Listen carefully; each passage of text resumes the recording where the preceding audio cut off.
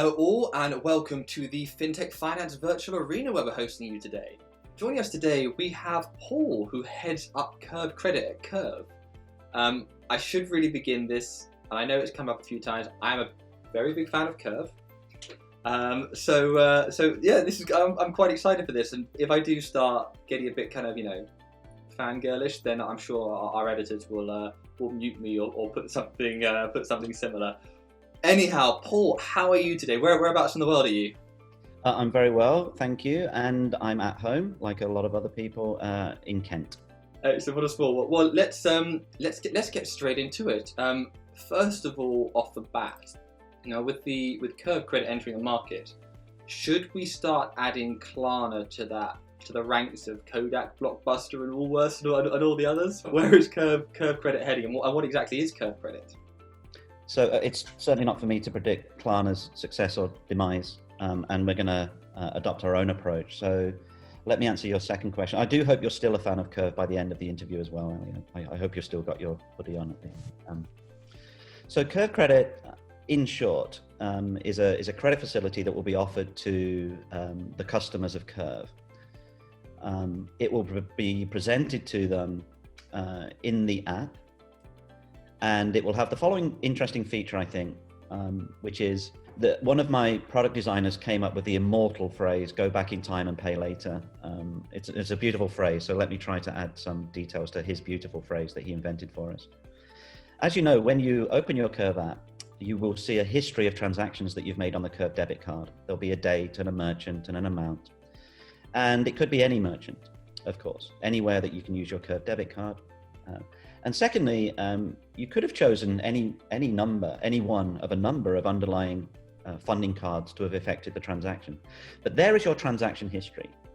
And at your leisure, you can then take the decision that in fact you would have preferred to have used a buy now, pay later credit facility to make those transactions. You can then choose a number of those transactions, and we will aggregate them for you and place them on a short-term closed-end fixed installment loan. And it's quite interesting, I think, because once you realize that you can go back in time and pay later in this fashion, so maybe an unexpected bill has come up. You've got a choice. Do you want to pay for that bill with cash that you might need for other purposes? Do you want to put it on a credit card? Maybe it's a surprise. Well, with Curve Credit, you can go back in time. You can refinance previously made transactions onto short-term installment plans and therefore enjoy all the benefits of short-term credit. It's not revolving credit. You're committing to pay it off over a reasonable amount of time. It's going to be very keenly priced because we're very efficient. We want to keep it inexpensive. But there's a rather beautiful feature of the go back in time and pay later, which is the following. We work hard in the background to do two things. One is we want to be a responsible lender. We don't want to lend to people who cannot pay us back. Two reasons for that. One is it makes no financial sense, but much more importantly, we're not in the business of making people feel bad. We want to be a responsible lender.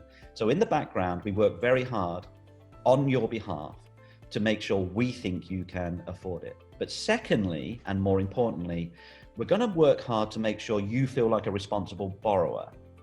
We want you to have all of the information in front of you to understand the consequences, such that we agree with you that this is a responsible lending decision. What does that mean, though? It means in your app, the next time you're shopping, as I am, for headphones in my case, I've broken my headphones, so I apologize for the poor sound quality, if it's not very good. If you have the Curve credit facility, then you can go to a retail outlet in real life when we're allowed to do that again. I guess we can now. You can go online. You can then say to the Curve app, can I afford to put this on a 3-month or a 6-month, 12-month installment plan? The app will say, it may say no, it may say yes. But what have I just done? What have I just done? And perhaps the likes of Afterpay and Klarna might find this interesting and slightly worrisome. I've just provided you in your handset with point of sale credit. I've done it thoughtfully. I want you to think about it. I did not need to integrate with the merchant. I'm just like any other form of acceptance at that point. But in your app, you can now add a new loan, a contemplated loan, to your potential portfolio of short-term installment loans. So you've now got point of sale credit before you make the next purchase. The beauty of this is it's not transactional. is I now have a relationship with you in the same way a credit card company has a relationship with you. You can have several small installment loans that I've aggregated. You can add to your portfolio of installment loans. You may have 4 or 5 of them. In fact, you may think it's generally a good idea to pay things off over 3 months, in which case even small transactions can be added to your portfolio of transactions. You can then, in the clearest possible way, aggregate them physically, literally in front of your eyes, aggregate them to see what the consequences are for your repayment amount. So you can go back in time and pay later. You can manage all of these individual loans that are paying off in a closed-end fashion inside your app. It doesn't matter who the merchant is. It doesn't matter what your underlying funding card is. We will give you point of sale credit in your app. That's what Curve Credit will be to its customers. Yeah, that's pretty bloody phenomenal, isn't it?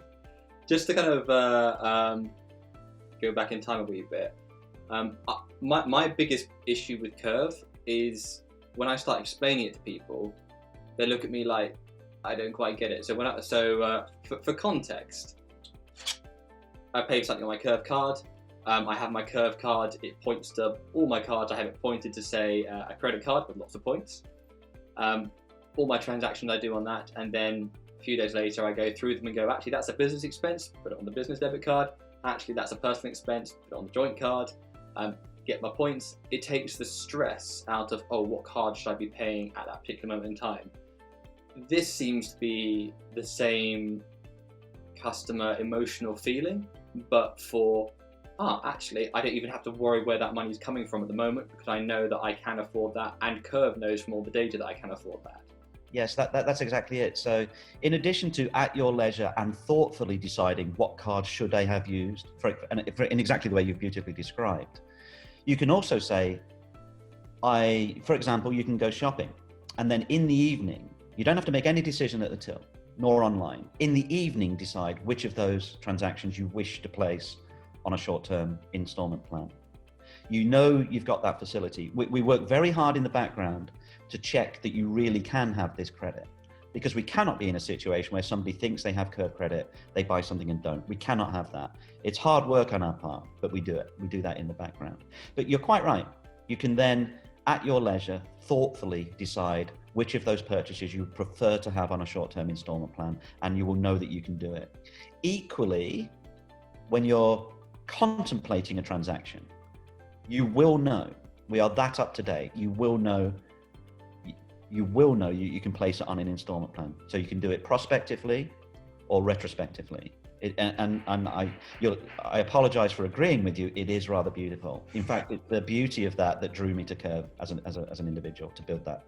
With that in mind, in terms of the actual lending process, now obviously there's a lot of regulations around that, but equally Curve, you have the opportunity that you have, apart from Amex, then you have the opportunity to actually take almost everyone's financial transaction history. If they're a heavy Curve user, you can know where they're spending the money and probably have a much stronger, the credit score is based around data, and you arguably have more information and more data on someone's buying habits than the likes of the credit reference agencies. What's some of the factors that go into making that kind of credit decision? It is true that we do have, I think it's safe to say, a unique insight into spending behavior. I mean, Curve by its nature has a unique insight into spending behavior. I think there's a social contract between customers and lenders, which is, if you are going to use my data, use it responsibly. And I also think there is an agreement that because lenders have more experience of the difficulties that borrowers can fall into, it is warranted to use data to make responsible lending decisions. It would be perverse to ignore it. If it helped us be a responsible lender, it's helping customers make better decisions, it seems to me. So I'm comfortable with the idea, both that we have access to unique data and that we will spot spending patterns that may otherwise indicate that lending is not a good decision for somebody, and we can communicate that to borrowers and they can talk to us about it. So I do think there's a creepiness around using data. It's well established, for example, that lenders should use credit reference data. There's no question that access to credit reference data makes the world a better place. It means people get into trouble less frequently because lenders are able to aggregate data and draw insights that an individual borrower cannot. I feel the same way about the unique access I have to data. There is a creepiness about using individual payment data. The social contract between me and my borrowers is I use that for good, which is to avoid bad lending decisions. So we will avail ourselves of information with the appropriate permissions. We will use it to make, incidentally, it's not just the complexity of the data, it's the recency of it. One of the most important features of data is not the quantity of it, it's the saliency and recency of it. So of course I see that, but I can only use that to make responsible lending decisions, and I can only use it to encourage responsible borrowing decisions. One kind of analogy on this is, I mean, there's that fantastic, with driverless cars, there is that element of which way does the car go? It's I forget the term, but the railway decision, and it's a horrible thing because that's a decision that you don't actually make in the real world. That's made in a split decision. But then you actually have the time to kind of contemplate that and go through all the various options. What's been some of the early sort of consumer reaction around using Curve Credit? The fact that you can go away and really take your time and kind of go into details in terms of the choice, as opposed to making these sort of split or fast decisions. Yes, a very, very good question. Something I think about a lot. There's an aspect of responsible borrowing, which is something I think about a lot. I sometimes think about the following question: when do people make mistakes when they're borrowing? When do they make mistakes? In my opinion, that there are a few types of mistakes we can help people avoid.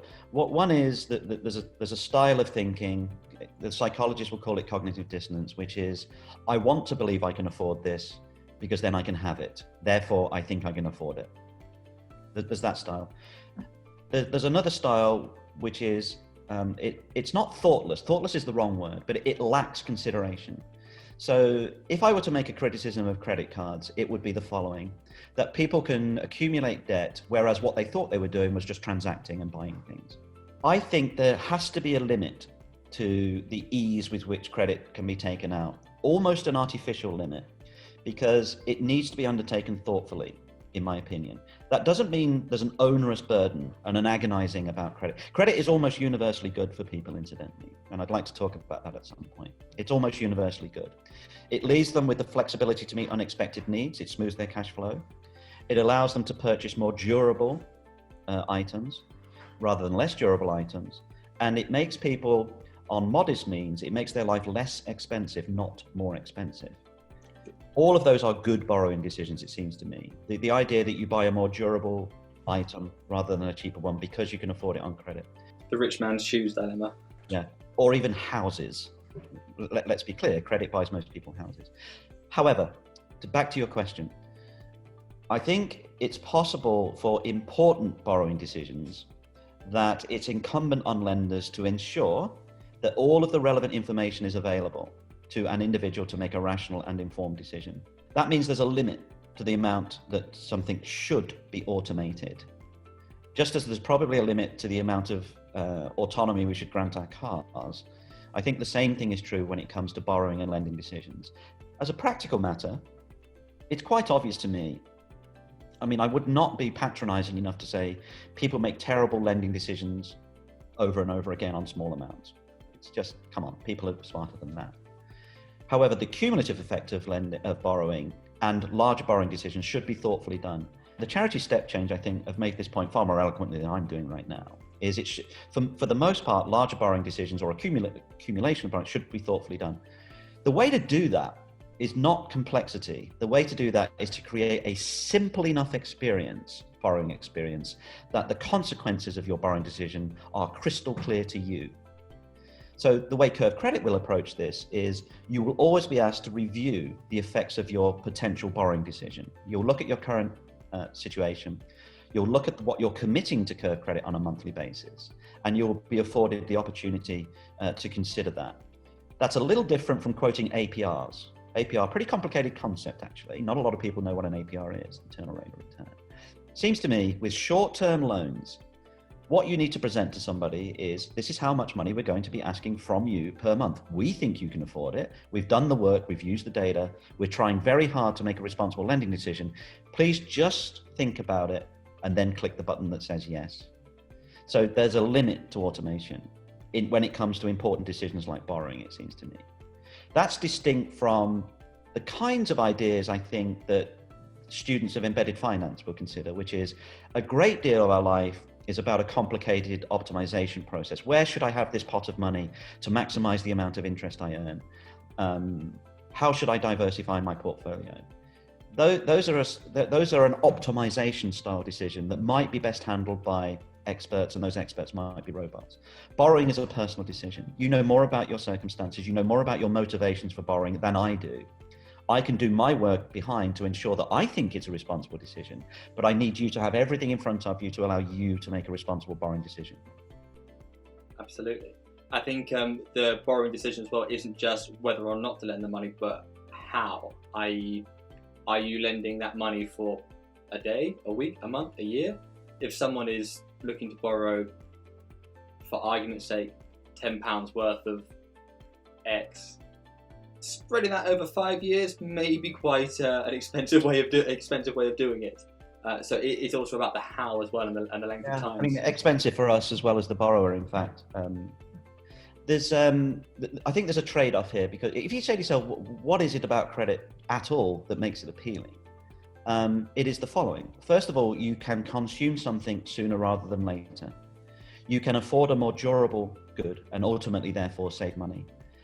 Or you can create a pot of cash that's available to meet unexpected expenses or opportunities that you would not otherwise have had. That's the great beauty of credit. It's an astonishing enabler. It's the great beauty, I think, of credit. But there's a balancing act here, which is if I finance something over 4 days, none of those things are true anymore. You get none of those benefits at all. Over a month, you get some of the benefits, but really it still feels like you're buying the thing. Over 3 months, now for larger ticket items, it's starting to make sense. If you really are buying a new handset or more efficient white goods, for example, that ultimately save you money, it is probably true that the benefits I've just described do accrue to you if you split it over 3. It's certainly over 6. With longer term loans, you're starting to think higher ticket items, it seems to me, for affordability reasons, but it still makes sense over 5 years to do home improvements, I think the one of the difficulties of personal credit is what you're pointing out, which is it's possible to accumulate a large amount of unsecured debt and then revolve on it in the name of affordability, in which case you feel like you can afford it, but in fact the interest expense has voided any of those benefits we talked about earlier. So I quite like and it seems to me in a whole generation of people quite like the trade-off between affordability and those benefits with the relatively short-term closed-end installment loan, the 3-month, the 6-month, the 12-month loan. It seems to me there's a credible commitment to it's genuinely closed-end. The customer is saying, I am going to pay this off at reasonable interest expense over the life of the loan. I am committing to that. It's 3, 6, or 12 months. You can still afford relatively large amounts and still be able to afford it. You can't buy a house over 3 months. You might be able to buy a phone handset. I like that space of 3, 6, and 12 months, principally because my borrowers are committing to pay off this, and I know the total charge for credit looks reasonable against those benefits I described earlier. Well, you mentioned houses there. Now, I remember going to, it was either Brett King or Chris Skinner, apologies if it was the wrong person, doing a talk about 5 years ago, and they were talking about mortgages and how you may get rejected for, say, a £5,000 loan, but have £100,000 locked up in your house. What's the future of curve credit, and are we heading to this Nevada where everything is connected? I.e., I may have like your net worth, your percentage APR, etc., is connected from your mortgage, your credit card, a home improvement loan, your ISA, everything kind of all be brought in together. What's the in a perfect world? What's the end goal, and what's the future of curve credit? I think curve credit's immediate future lies in the relatively simple world of closed-end installment loans. That there is one reason why the nirvana you describe is difficult. First of all, there are multiple suppliers of different types of products, and they become expert in it.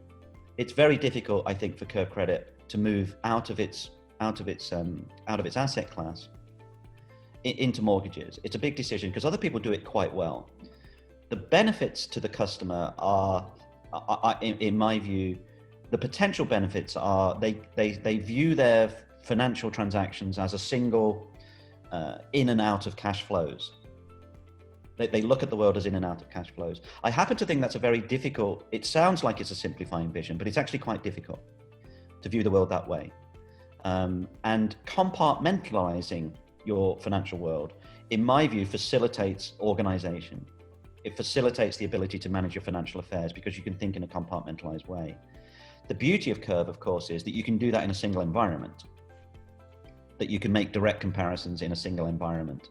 So I think Shahar's vision that the purpose of Curve is to embed content in a convenient way and in a manageable way, to sit over the top of these multiple different types. I think that vision is intact. We've chosen to create this content. I mean, the interesting thing about Curve Credit is we're creating the content. We are the lender. And the reason for that is we want direct control over this process. It's too important. We don't want to be the only lender in the world, but we do want to be the best lender in the world. We have beautiful UX. We have beautiful payments technology, which means it would be remiss of us not to provide a lending experience like this. It would be a mistake not to do it. However, do we really want to start creating more content rather than provide access to it? Perhaps not. Perhaps not. We're at the nexus of payments and borrowing. Curve sits directly at the nexus between payments and borrowing, just like credit cards do. Absolutely. In the same way that Spotify isn't actively creating music, it sits over the top and is that fantastic UX. But we've chosen this one. We're creating this piece of content. We won't be the only content creator. Sorry, the analogy is starting to stretch slightly. We won't be the only lender available to Curve customers. Definitely not. Why would we be? We're going to be one of them because we just happen to think the case for leveraging payments technology and the beautiful UX and the product mentality, the case is overwhelmingly in our favor to do it and our customers' favor to do that. That won't necessarily be true across all those other asset classes. And then the idea that it's possible to integrate one's complete personal life is a very good one, I think. It may be that the embedded finance world teaches us that it is manageable. It is manageable, that most financial services are commoditized, that I can embed them in other activities. If that's true, then the customer will undoubtedly benefit because it'll be that the price competition will be enhanced because it's easy to compare products. And then you'll have to say to yourself, if I'm going to compete in a market where it's easy to compare products, perhaps they're embedded, what is it about me that attracts the customer? The answer for Curve Credit will be beauty, simplicity, manageability, and you feel that you're making borrowing decisions. The Curve Credit will grow and be successful, I suspect. I'm bound to say that. I also happen to think it's true because of beauty and simplicity, and that both the borrower and the lender feel good about the borrowing decision, I think. I'm not sure it's going to be easy to say that about multiple different types of financial activity in one offering from Curve Credit. We're probably going to stick to our knitting is the short term. Absolutely. The other thing, and when I first obviously reading about the release of Curve Credit, was we're in a world where there's a lot of VC money that's starting to dry up, and a lot of valuations are not what they once were, because organisations that have been so reliant on VC money have suddenly had to look at revenue. This to me just seems a natural progression for Curve, as well as a future revenue stream, which at the end of the day is definitely going to be needed, but feels like a natural progression as opposed to a quick grab. I think yes is the short answer. It is a natural progression. In fact, I mean, my job prior to joining Curve was as one of those VC investors that you've described, looking at Curve. To me, the argument to create this content was overwhelmingly obvious to a student of Fintech, to somebody who's been a lender, and somebody who's a student of business lending models. I don't need the success of Afterpay and Klarna and others to tell me this is a good idea. It's very useful to see that they're proving out at least the popularity of the asset class. But there's an inevitability when you look at the payments world, which is moving money from one bank account to another. You then look at the lending world, which is moving money from one bank account to another and then taking it back over installments.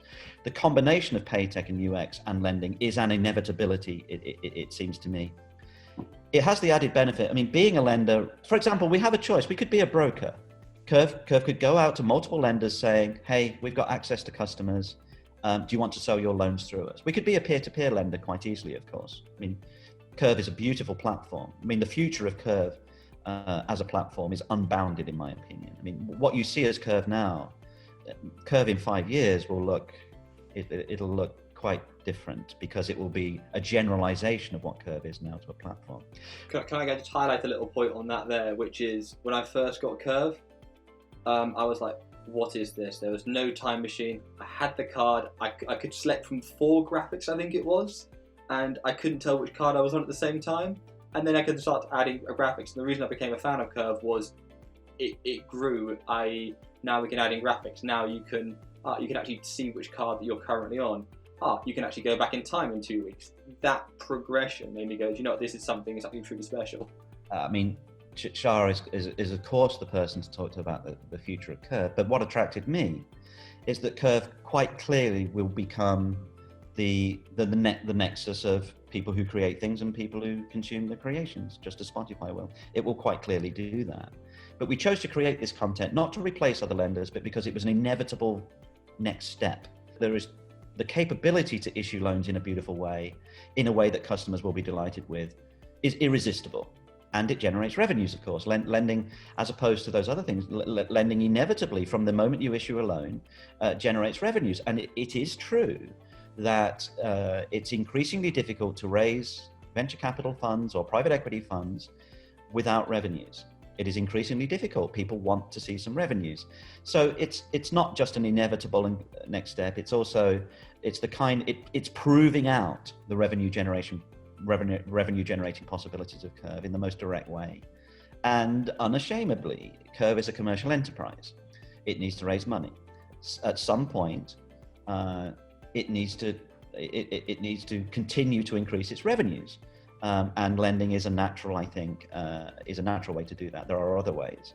But to complement the other revenue sources, credit is a complementary addition, as is geographical expansion, of course. I mean, we haven't had a chance to talk about the US. So Curve will expand its products, it will expand its geography, and ultimately, of course, be this nexus between content creators, of which I will be one among many. Absolutely. As we go worldwide, I know this is a much bigger thing, but as soon as you start to have a digital ledger, a record of transactions, you can then start to bring in credit. And as you said, credit is a good thing. It's the rich man's shoes again. It's the rich man's shoes. It's something I know, Ali, you feel strongly about, and I feel strongly about, is when you're on modest means, the world is an expensive place to live in, and it's one of the great paradoxes of the modern world. And in a small way, I hope to make all of the benefits we've described about credit accessible and inexpensive. Well, the last thing I want to touch on, and this is more for Curve Credit as opposed to Curve as a whole. So Atom Bank has will.i.am as their on their board. Santander, of course, have Antendek. What pop culture icon, living or dead, would you think best personifies Curve Credit? We've had some great answers. We've had like David Attenborough and such. So David Attenborough, yeah. Well, yourself apart, of course. Obviously. So I worry about this question because I listen to nothing that was composed after about, when did Bach die? 1750. So I don't listen to much later than the 18th century. So you apologise if I don't give you quite the answer you were looking for. We also have Shah, who's, in my view, of the nature of a cultural icon. I mean, he's a force of nature, Shah. We don't need to look elsewhere. However, in my antique view of the pop culture world, I mean, Curve reminds me a little bit of Mozart. I mean, I listen to Bach and Vivaldi a great deal. The Baroque world is fascinating, but it's hard work. Baroque music requires listening to enjoy it. It's pretty complicated stuff. Mozart came along. He's a genius, of course. He was a bold, innovative genius. But he created something beautiful, in my opinion, by simplification. It's much easier to listen to Mozart than it is to listen to Bach, in my opinion. Bach is hard work. The great movie, the Milos Forman movie, did turn Mozart into this kind of pop cultural icon. So my answer, unfortunately, is Mozart, because of his genius, his boldness, his innovation, but his simplicity and beauty, which is what I think, which is how I would analogize to Curve. Excellent. I love asking that question.